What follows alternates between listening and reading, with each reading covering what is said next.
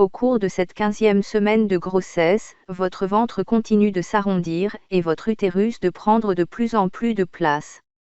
Vous vous sentez en forme, plus belle et rayonnante que jamais, mais attention aux fringales, mauvaises pour vous et pour votre bébé. Au cours de ce 4e mois de grossesse, vous pourriez être amené à faire un examen souvent redouté par les futures mamans, l'amniocentèse. Vous êtes dans votre 4e mois de grossesse. 15 semaines de grossesse, votre corps, enceinte. Prise de poids. À ce stade de la grossesse, et peut-être même avant, vous pouvez être sujette aux fringales à répétition, avec une nette préférence pour les aliments gras et sucrés. Prudence, car non seulement ces grignotages non contrôlés peuvent vous faire prendre beaucoup de poids, mais en plus votre pancréas va sécréter de l'insuline en excès. Résultat, votre bébé risque lui aussi de grossir trop vite. La solution, fragmentez vos repas sur la journée et accordez-vous 2 ou 3 vrais encas équilibrés. Fatigue. Si une majorité des femmes ont un vrai regain d'énergie au second trimestre, certaines futures mamans sont encore très fatiguées. Si cet état persiste, parlez-en à votre médecin. Il pourra vous prescrire un bilan sanguin afin de vérifier que vous n'êtes pas anémié. Cette fatigue peut également être le signe que vous devez le pied au travail. Ventre. Lors de ce 4e mois de grossesse, votre ventre continue de s'arrondir nettement. Votre utérus prend de l'ampleur, sa hauteur est maintenant de 17 cm. Sous l'effet des hormones, vous constatez que vos cheveux sont plus beaux et plus volumineux, que vos ongles poussent plus vite. Vive la grossesse! Vous vous sentez de manière générale en meilleure forme qu'au début de votre grossesse, même si vous pouvez encore éprouver, de temps à autre, de petits coups de fatigue. Grossesse gémellaire. Enceinte de jumeaux, vous passez chaque mois une échographie destinée à évaluer la croissance de vos bébés et leur développement. Vous connaissez donc certainement déjà le sexe de vos bébés. N'hésitez pas à vous mettre en relation avec d'autres parents de jumeaux afin de recueillir un maximum de conseils et d'astuces avant la naissance. Une grossesse gémellaire, encore plus qu'une grossesse classique, est un véritable plongeon dans l'inconnu, il est donc normal que vous vous posiez des questions. Votre médecin est également là pour vous rassurer, notamment concernant l'accouchement. Les premiers coups de bébé. À 15 semaines de grossesse, vous pourriez bien faire partie des chanceuses qui sentent déjà les mouvements de leur bébé. En règle générale, il faut plutôt attendre la 17e voire 18e semaine. Le futur papa doit faire preuve d'encore un peu plus de patience car pour l'heure, les mouvements de bébé ne sont pas encore suffisamment francs pour être sentis de l'extérieur. 15 semaines de grossesse, le développement du fœtus. Le placenta. À ce stade de la grossesse, le placenta est à peu près aussi gros et volumineux que votre bébé. C'est un organe essentiel pour le bon développement du fœtus, car il permet les échanges de nutriments et d'oxygène entre vous et votre bébé.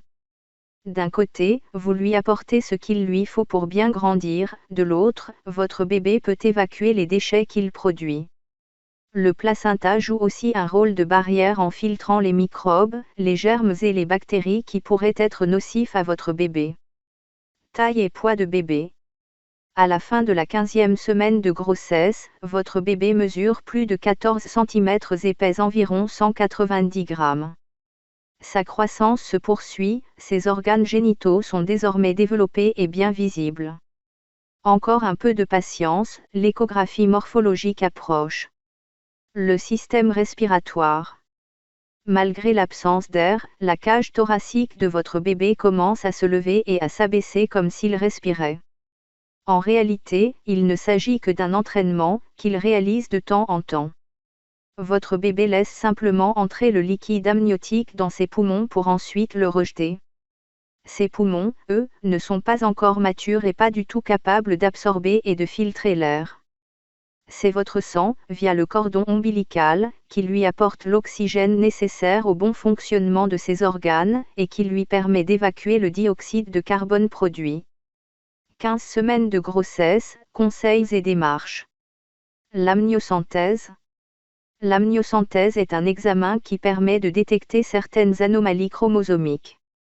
Si, sur le plan technique, elle peut être réalisée à tout moment de la grossesse, elle est, en pratique, le plus souvent faite au cours de ce 4e mois.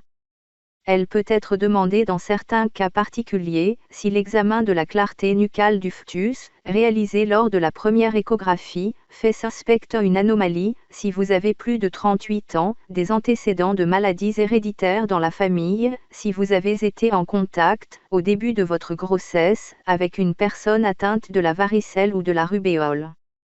Dans tous ces cas, cet examen est fortement recommandé, mais pas obligatoire. Votre médecin saura vous guider et vous expliquer les bénéfices mais aussi les risques de la procédure. Travailler et être enceinte. Si vous êtes salarié, informez-vous sur vos droits concernant votre grossesse au travail.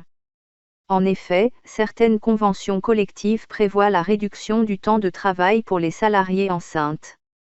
De la même manière, si vous faites un travail pénible, charges lourdes, stations debout, etc., certains aménagements de poste peuvent et doivent vous être proposés. Renseignez-vous. Sexualité. Pendant le premier trimestre, entre nausées et fatigue, la libido est souvent en berne. Au second semestre, ce sont parfois les changements du corps qui freinent les futures mamans et les empêchent de laisser libre cours à leurs désirs. En premier lieu, soyez rassurés, les relations sexuelles ne sont en rien dangereuses pour votre bébé. Il est bien au chaud dans votre utérus et votre col est fermé par le bouchon muqueux. Si vous avez envie de faire l'amour, et sauf contre-indication formelle de votre médecin, alors profitez-en. La grossesse est parfois l'occasion d'une véritable redécouverte de sa sexualité.